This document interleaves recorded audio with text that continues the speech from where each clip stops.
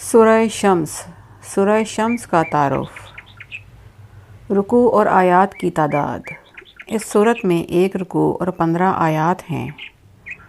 سورہ شمس کے مضامین۔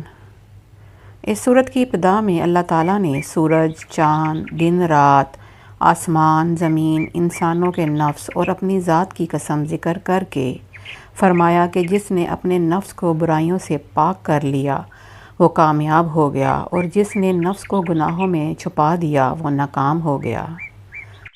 کفار مکہ کے سامنے اللہ تعالیٰ نے اپنے رسول حضرت صالح علیہ السلام اور ان کی نافرمانی کرنے والوں کا حال بیان کیا تاکہ ان پر واضح ہو جائے کہ جس طرح حضرت صالح علیہ السلام کی نافرمانی کرنے کی وجہ سے وہ لوگ ہلاک کر دیے گئے، تو اسی طرح سید المرسلین صلی اللہ تعالیٰ علیہ وآلہ وسلم کی نافرمانی کرنے کی وجہ سے انہیں بھی ہلاک کیا جا سکتا ہے۔